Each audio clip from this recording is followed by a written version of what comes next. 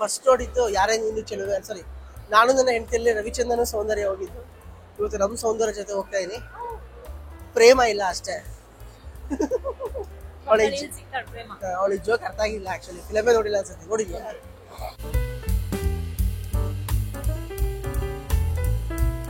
ಇವಾಗ share transfer ಅಲ್ಲಿ ನಮಗೆ ದುಬೈ ಮಾಲಿಗೆ ಕೊಟ್ಟಿದ್ದಾರೆ. ಅಲ್ಲಿ ಸಖತ್ತಾಗಿದೆ. ಸಿಕ್ಕಾಪಟ್ಟೆ ದುಃಖವಾಗುತ್ತೆ. ಬುರ್ಜ್ ಖಲೀಫಾ ವ್ಯೂ, ಆಮೇಲೆ ಅಂಡರ್ ವಾಟರ್ ಅಕ್ವೇರಿಯಂ ಇವಾಗ ನೋಡ್ತಾ ಇದ್ದೀವಿ. ಹೋಗೋಣ.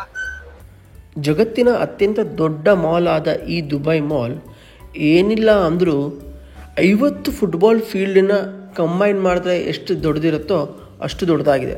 ದುಬೈ ಮಾಲಲ್ಲಿ 1200 ಸ್ಟೋರ್ಸ್ ಇದೆ. ಅಷ್ಟೇ ಅಲ್ಲ, 14,000 ಕಾರ್ನ ನೀವು ಪಾರ್ಕಿಂಗ್ ಸ್ಪೇಸಲ್ಲಿ ಪಾರ್ಕ್ ಮಾಡಬಹುದು. ದುಬೈ ಮಾಲಲ್ಲೇ ನಿಮಗೊಂದು ದುಬೈ ಅಕ್ವೇರಿಯಂ ಹಾಗೂ ಅಂಡರ್ ವಾಟರ್ ಝೂ ಇದೆ.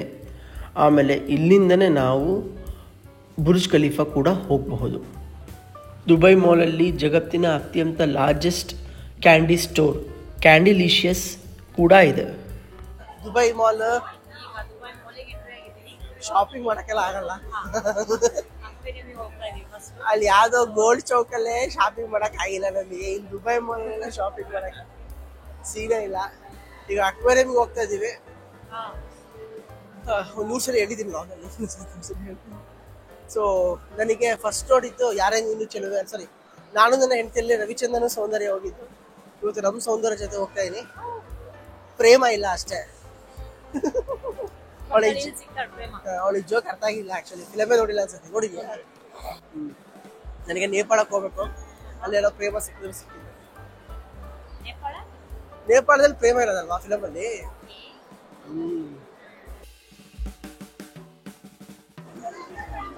ಏನೇ ಲೈನ್ ಹೊಡಿತೈತೆ ನೀವು?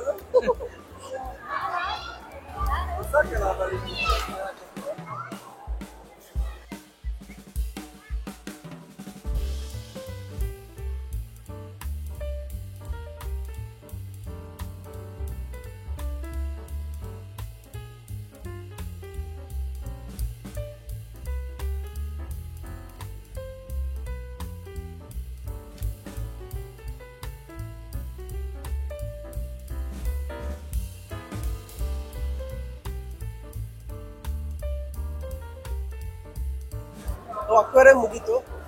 ಈಗ ಅಂಡರ್ ವಾಟರ್ ಝೂಗೆ ಹೋಗ್ತಾ ಇದೀವಿ.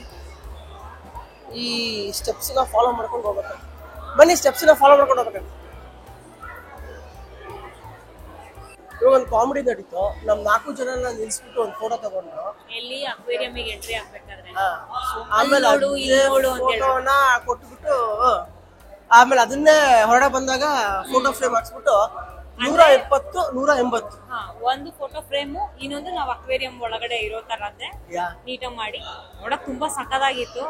ಬಟ್ ಆದ್ರೂ ಮಾಡಿದ್ರೆ 5,000 ರೂಪಾಯಿ. 5,000 ರೂಪಾಯಿ. ನಮ್ ಜೊತೆ ಸ್ಕೆಚ್ ಮುಗ್ದೋಗ್ಬಿಡುತ್ತೆ ಅಷ್ಟೊಳಗೆ.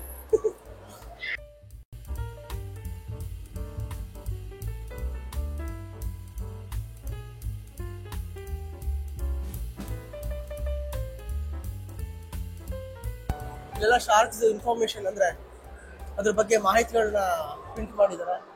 ನೀವು ಇಲ್ಲಿ ಕಾಣಿಸ್ತಾ ಇದೆಯಲ್ಲ, ಅದ್ರ ಒಂದೊಂದೇ ಬಟನ್ಗಳನ್ನ ಒತ್ಕೊಂಡು ಹೋದ್ರೆ ಒಂದೊಂದೇ ಮಾಹಿತಿಗೆ ಅದ್ರ ಬಗ್ಗೆ ಕೊಡ್ತಾರೆ. ಒಂದು ಇಂಟ್ರೆಸ್ಟಿಂಗ್ ಮಾಹಿತಿ ಏನಪ್ಪಾ ಅಂದ್ರೆ, ಸ್ಯಾಂಡ್ ಪೇಪರ್ ಉಪಯೋಗಿಸೋದಕ್ಕಿಂತ ಮುಂಚೆ ಇದ್ರ ಸಿನಿಮಾನ ಉಪಯೋಗಿಸೋದು ಶಾರ್ಕ್ಸ್ ಅಂದ್ರೆ ಸ್ಯಾಂಡ್ ಪೇಪರ್ ಆಗಿಲ್ಲ.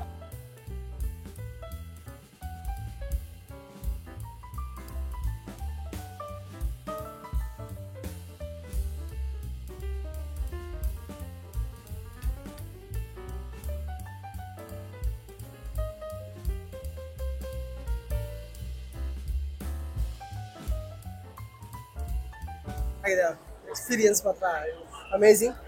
ಬಟ್ ಎಲ್ಲರೂ ಸ್ವಲ್ಪ ನಮ್ಮ ತರನೇ ವಿಡಿಯೋ ಮಾಡೋದೇ ಜಾಸ್ತಿ ಇದ್ದಾರೆ. ನಾವು ಅದೇ ಗುಂಪಿ ಸೇರ್ಕೊಂಡ್ರಿಂದ ಏನು ಅನ್ನಕ್ಕಾಗಲ್ಲ.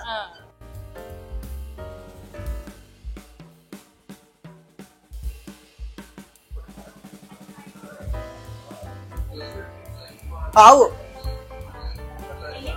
ನೋಡ್ರಪ್ಪ, ಲೈವ್ ಶೋ ಇವುಗಳು ಮಜಾ ತಗೊಂತ ಇದ್ದಾವೆ.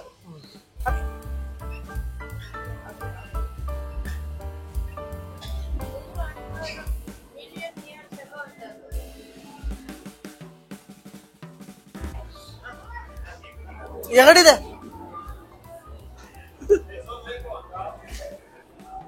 ನೋಡಿ ಅಕ್ಕಿ ಗೂಡು ಕಟ್ತಾ ಇದೆ. ಅಯ್ಯೇ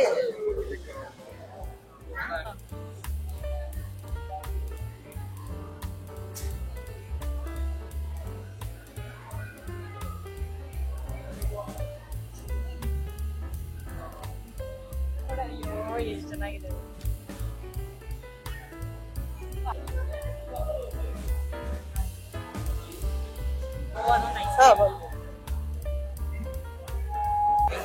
ಮಾಲಲ್ಲಿ ಎಲ್ಲಿದ್ದೀರಾ, ಏನ್ ಮಾಡ್ಬೋದು, ಎಲ್ಲಿ ಹೋಗ್ಬೇಕು ಅಂತ ಸರ್ಚ್ ಮಾಡಿದ್ರೆ ಎಲ್ಲ ಇನ್ಫಾರ್ಮೇಶನ್ ಕೊಡ್ತಾರೆ. ಅಲ್ಲ ಇಷ್ಟು ದೊಡ್ಡ ಮಾಲ್ ಇದೆ, ಮತ್ತೆ ಇನ್ನೇನ್ ಮಾಡಕ್ಕಾಗತ್ತಪ್ಪ. ಹೌದಾದ್ರು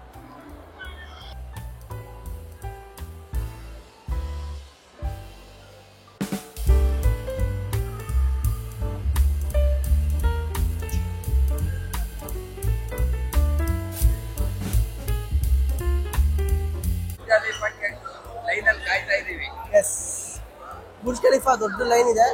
ನಮಗೆ 1 ಗಂಟೆ ಮುಂಚೆ ಬರಕ್ಕೆ ಹೇಳಿದ್ರು. 8 ಗಂಟೆ ನಮ್ದು ಟಿಕೆಟ್ ಸಿಕ್ತು. ನಾವ್ ಯಾಕೆ ಅಂತ ಗೊತ್ತಾಗ್ಲಿಲ್ಲ, ಇವಾಗ ಗೊತ್ತಾಯ್ತು. ಈ ಲೈನ್ ನೋಡ್ಬಿಟ್ಟು ಏನಪ್ಪ ಒಳ್ಳೆ ದರ್ಶನ್ ಫಿಲ್ಮ್ ನಿಂತ್ಕೊಂಡಿದ್ದಾರೆ.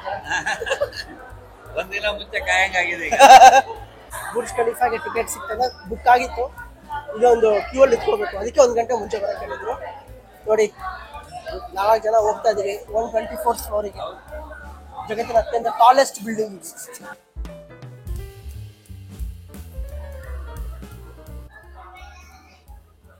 ನೋಡಿ 2004 ಶುರುವಾಗಿ 2009 ಕಂಪ್ಲೀಟ್ ಆಗಿದೆ.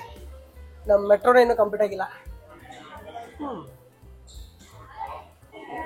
ಈಗ ನಾವು ಈ ಲಿಫ್ಟ್ 124ನೇ ಫ್ಲೋರ್ಗೆ ಬರೀ 60 ಸೆಕೆಂಡ್ಸ್ 70 ಸೆಕೆಂಡ್ಸ್ ಅಲ್ಲಿ ಹೋಗ್ತೀವಿ. Fastest elevator in the world ಅಲ್ಲಿ. ಸ್ವಲ್ಪ ಸಮಯ ನಾವು ಇರ್ತಿದ್ದೇವೆ.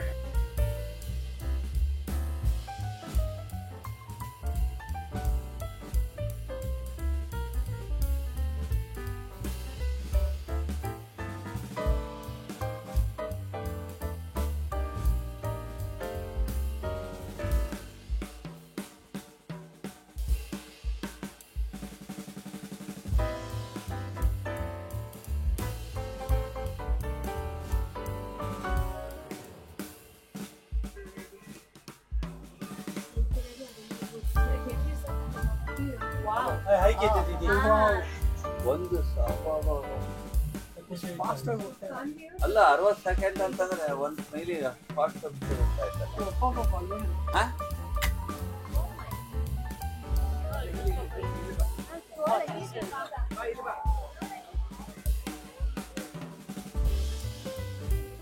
ಇವಾಗ ನಾವು ಜಗತ್ತಿನ ಅತ್ಯಂತ tallest building Burj Khalifa 124th floor ಅಲ್ಲಿ ಇದೀವಿ. ನೋಡ್ಬೋದು ನೀವು, ಎಲ್ಲಾ ಲೈಟಿಂಗ್ಸು ಕಾಣಿಸ್ತಾ ಇದೆ.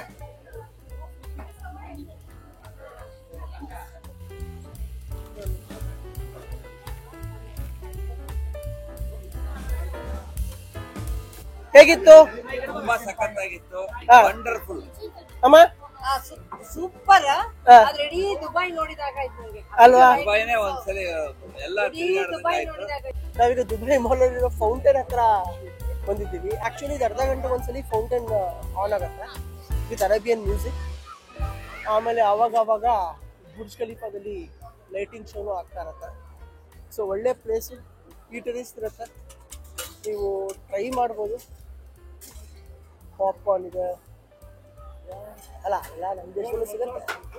ಸುಮ್ಮನೆ ಇಲ್ಲಿ ಬಂದಿದ್ದೀವಲ್ಲ, ಒಳ್ಳೆ ಟೈಮ್ ಸ್ಪೆಂಡ್ ಮಾಡೋಕ್ಕೆ ಒಳ್ಳೆ ಜಾಗ. ನಮ್ಮ ಬೆಂಗಳೂರು ಮಂತ್ರಿ ಮಾಲ್ ಇದ್ದಂಗೆ.